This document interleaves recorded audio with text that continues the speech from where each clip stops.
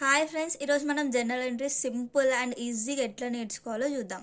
First ఏ క్వశ్చన్లో అయినా కానీ స్టార్టెడ్ బిజినెస్ విత్ క్యాష్ లేకపోతే కమెన్స్డ్ బిజినెస్ విత్ క్యాష్ అని చెప్పి ఇస్తారు.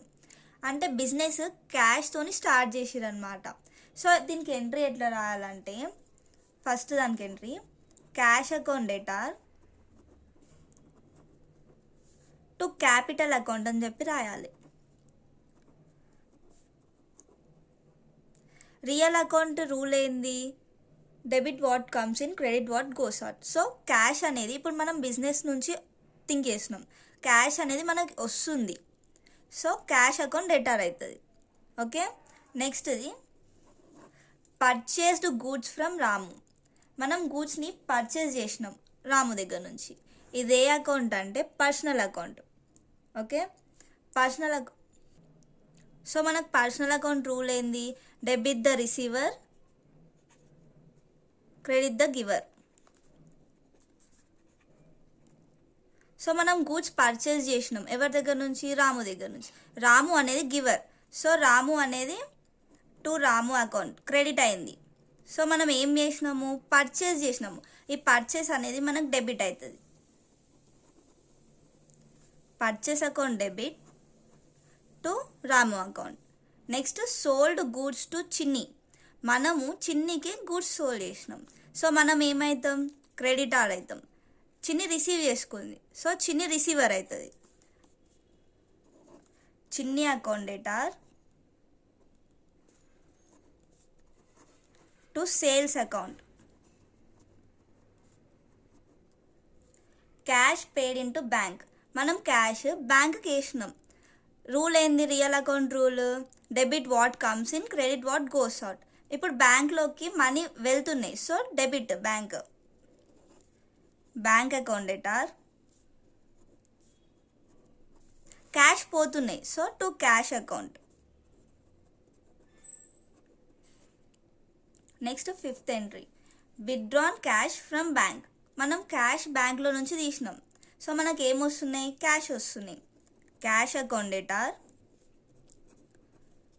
To bank account. బ్యాంక్లో నుంచి మనీ పోతున్నాయి కాబట్టి బ్యాంక్ అకౌంట్ క్రెడిట్ అవుతుంది.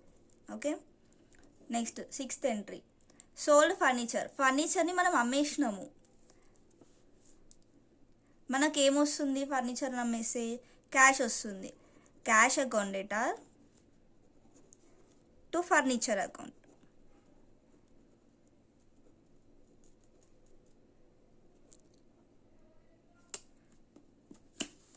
Next purchased machinery. మనం మిషనరీని పర్చేస్ చేసినాం అంటే మనకు మిషనరీ ఇన్సైడ్ వస్తుంది అనమాట. సో మిషనరీ అకౌంట్ డేటార్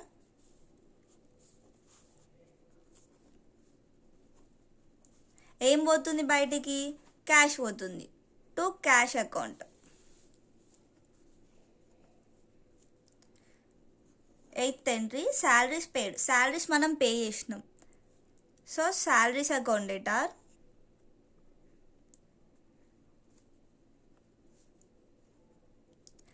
ఇది నామినల్ అకౌంట్ అనమాట to cash account.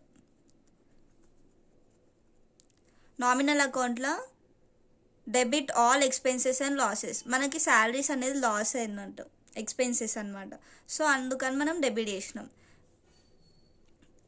Next ninth entry rent received. మనకు వచ్చిందనమాట rent. So debit what comes in, credit what goes out. Debit మనకి ఏమొస్తుంది? రియల్ అకౌంట్ నుంచి క్యాష్ వస్తుంది. సో ఇప్పుడు cash account debtor to rent receive చేసుకున్నాం మనం, రెంట్ రిసీవ్డ్ అకౌంట్.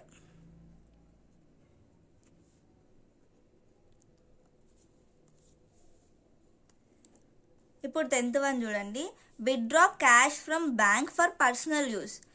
ఇంతకుముందు మనం ఎంట్రీలో విత్డ్రాన్ క్యాష్ ఫ్రమ్ బ్యాంక్ అని చెప్పి చూసినాం. ఇది పర్సనల్ యూజ్ అని చెప్పి ఇవ్వలేదు. పర్సనల్ యూజ్ అని చెప్పి ఇవ్వలేనప్పుడు మనం వేరే ఎంట్రీ రాసినాము.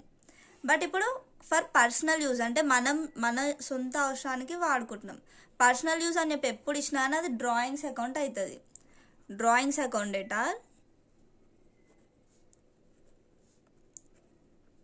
To cash account.